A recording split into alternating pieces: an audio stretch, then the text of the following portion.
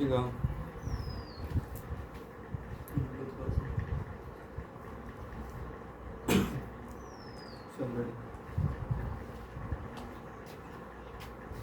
Jain class आज हम लोग इंट्रोडक्शन क्लास पढ़ने वाले हैं। इंट्रोडक्शन में हम लोग पढ़ते हैं ट्रिग्नोमेट्री टॉपिक पढ़ने वाले हैं, ठीक है। तो चलिए बोर्ड पे आते हैं।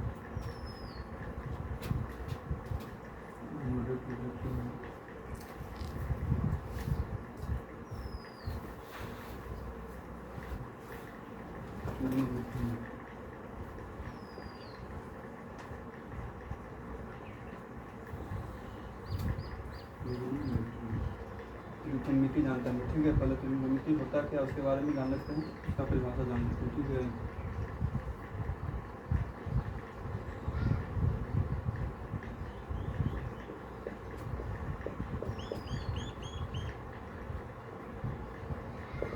त्रिकोणमिति देखो, गणित की वो शाखा, गणित की वह शाखा जिसमें त्रिभुज का अध्ययन होता है, त्रिभुज का अध्ययन होता है, ठीक है। क्या होता है? त्रिभुज का अध्ययन होता है, ठीक है। चलिए अब एक त्रिभुज बनाते हैं हम लोग।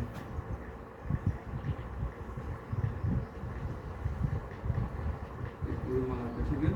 मान लेते हैं त्रिभुज में एक वाला हमारा कोण कितना 90 डिग्री है, ठीक है।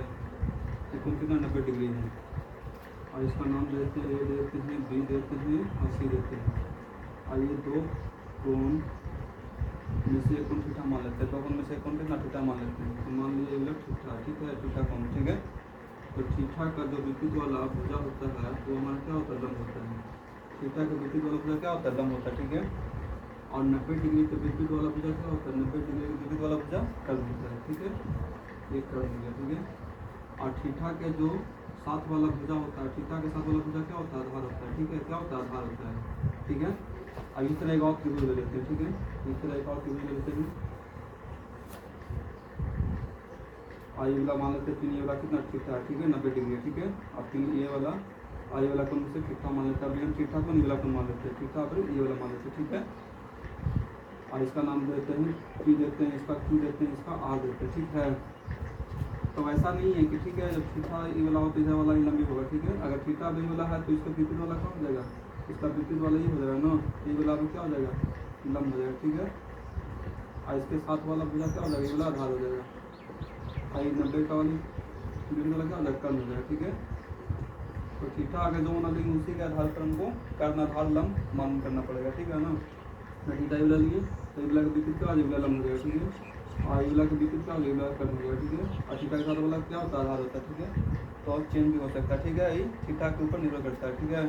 चलिए अब आगे देखते हैं हम लोग त्रिकोणमितीय अनुपात।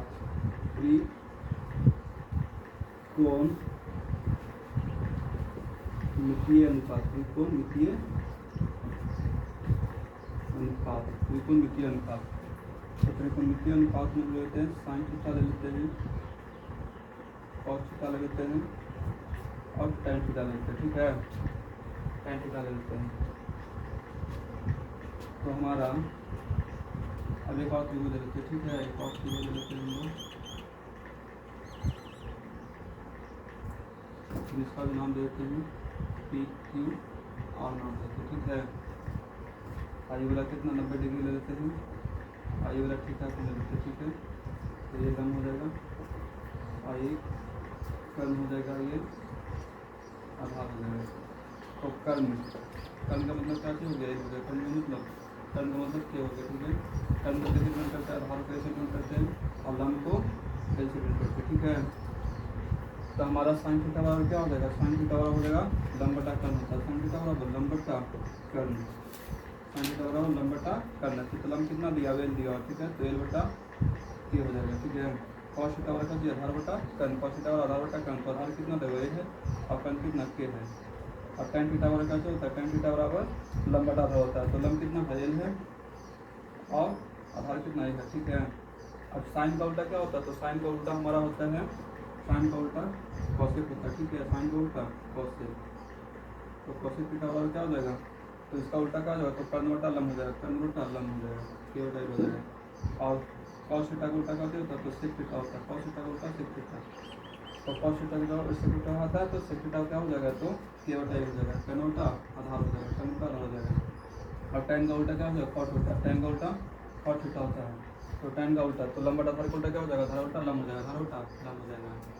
अब मान लिया हम लोग को क्वेश्चन देता है, ठीक है, क्वेश्चन मान लिए कि लंब दिया हुआ कितना, लंब दिया हुआ कितना 12 दिया हुआ, लंब 12 इकाई दिया हुआ, लंब कितना दो 12 इकाई दिया हुआ, आधार दिया 5 इकाई दिया हुआ, ठीक है, आधार कितना दिया 5 इकाई दिया हुआ है।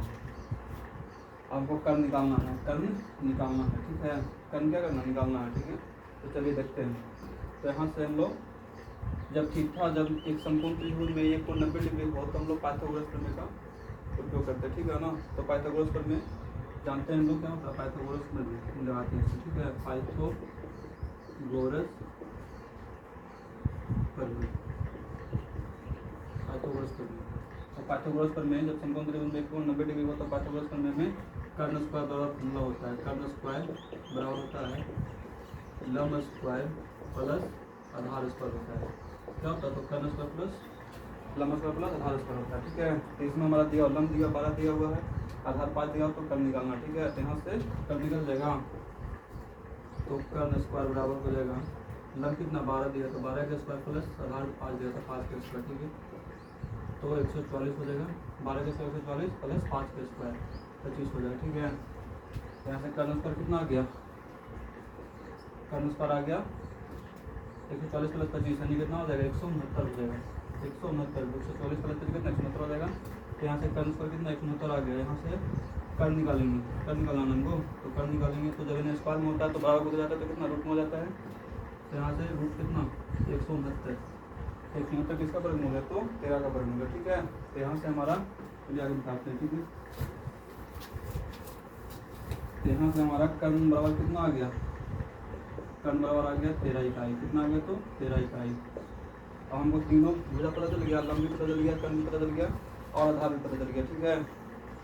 तो अब यहाँ से अब साइन थीटा भी निकल जाएगा, कॉस थीटा भी निकल जाएगा, टेन थीटा भी निकल जाएगा और कॉसेक थीटा भी निकल जाएगा, टेन थीटा भी निकल जाएगा, कॉट थीटा भी निकल जाएगा। यहाँ से साइन थीटा, इसलिए साइन थीटा बराबर साइन थीटा लंब बटा कर्ण, तो लंब कितना आया, तो लंब हमको दिया हुआ 12, कर्ण कितना है 13 आ गया, ठीक है, एक भुजा निकल गया, ठीक है।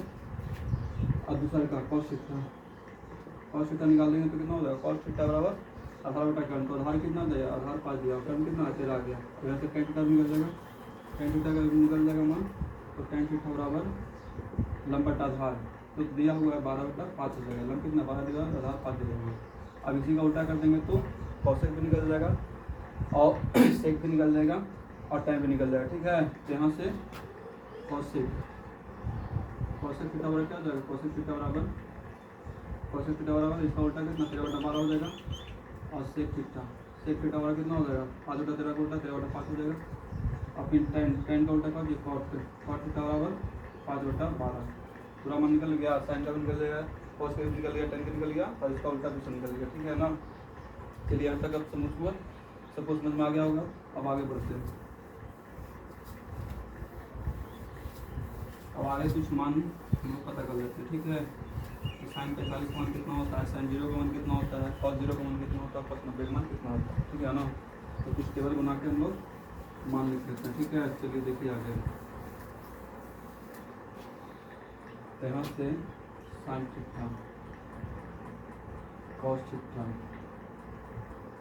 Ten theta, cosec theta, sec theta, cosec theta, cot theta.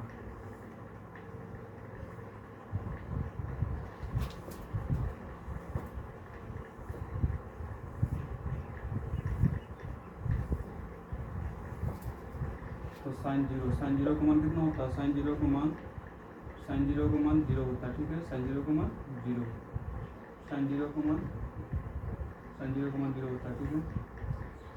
Sign 30 का मान 1/2 होता है। साइन 45 का मान साइन 45 का मान 1/√2 होता है। साइन 60 का मान √3/2 होता है। साइन 90 का मान 1 होता है। साइन 90 का मान 1 होता है, ठीक है। अब इसी का उल्टा हो जाएगा सब, ठीक है। तो कॉस से अब साइन का पूरा ये मान उल्टा हो जाएगा, ठीक है। कॉस में हो जाएगा, कॉस में बदल जाएगा, ठीक है। तो कॉस 0 का मान कितना हो जाएगा? कॉस 0 का मान 1 हो जाएगा, यहाँ से उलट जगह आ जाएगा, ठीक है। और कॉस 30 का मान कितना हो जाएगा? तो √3/2 हो जाएगा। और कॉस 45 का सेम रहेगा, ठीक है, 1/√2। और कॉस 60 का मान कितना होगा? तो 1/2 हो जाएगा, इसको उल्टा हो जाएगा, ठीक है। और कॉस 90 का मान साइन 0 का उल्टा हो जाएगा तो 0 हो जाएगा, ठीक है। और tan 0 का मान कितना होता है? तो 0 होता है। tan 0 का मान 0 होता है। और tan 30 का मान 1/√3 होता है। tan 30 का मान 1/√3 होता है। tan 45 का मान 1 होता है। और tan 60 का मान √3 होता है। tan 60 का मान √3 होता है। और tan 90 का मान इन्फिनिट होता है। tan 90 का मान इन्फिनिट होता है, ठीक है। tan 90 का मान इन्फिनिट होता है, ठीक है। tan 90 का मान इन्फिनिट होता है। चलिए यहाँ तक उतारिए, आगे देखते हैं।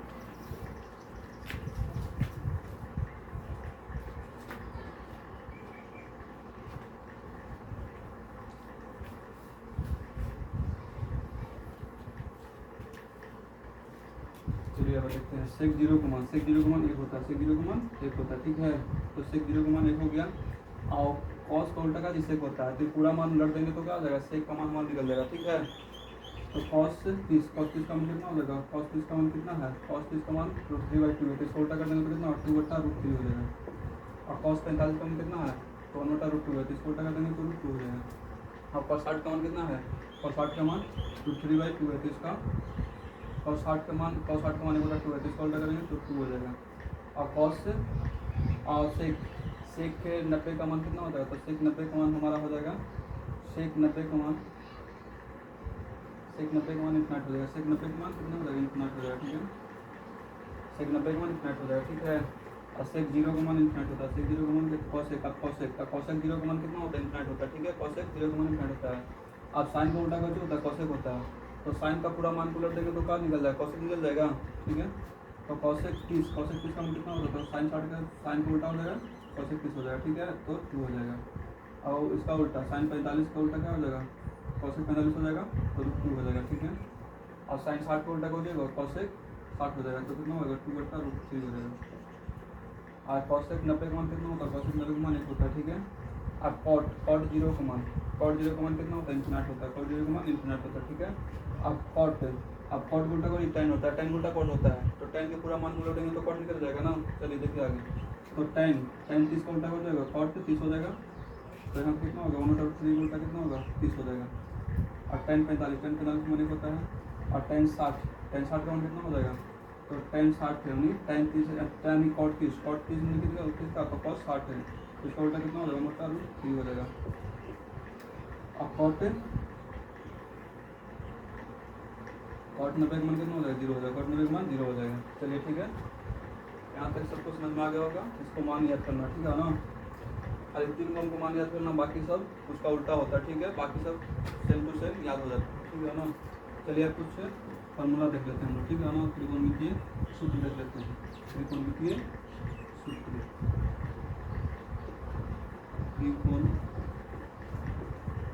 सूत्र, त्रिकोणमितीय सूत्र 3 सूत्र हम लोग पता करेंगे, ठीक है ना। 3 सूत्र के बारे में जानेंगे और बाकी हम लोग उसी 3 सूत्र से सभी सूत्र निकाल लेंगे, ठीक है ना। चलिए देखिए, तो पहला हम लोग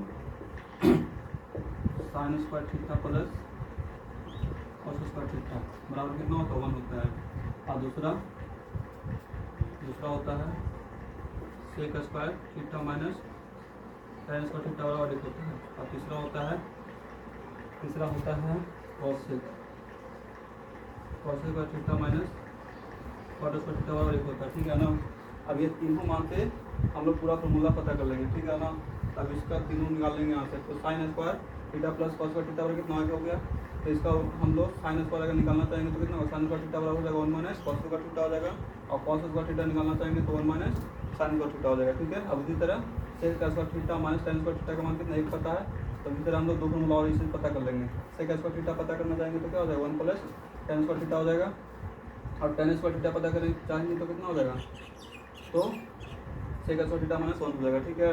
फिर इसी तरह इसमें भी तो cos square theta minus cot square theta बराबर दिया हुआ है। यहाँ से अगर कॉस स्क्वायर थीटा निकालना चाहेंगे तो कितना 1 प्लस कॉट स्क्वायर थीटा हो जाएगा, और अगर कॉट स्क्वायर थीटा निकालना चाहेंगे तो कितना हो जाएगा 1 माइनस कॉस स्क्वायर थीटा हो जाएगा। क्या हो जाएगा, तो कॉस स्क्वायर थीटा माइनस 1 हो जाएगा। ठीक है ना, इस तरह तुम लोग को निकाल के लाना। ठीक है, 3 सूत्र हम बता दिए, अब आगे निकाल के लाना है, नहीं निकलेगा तो हम बता देंगे। ठीक है, धन्यवाद, आगे क्लास नेक्स्ट करेंगे। ठीक है ना, अगला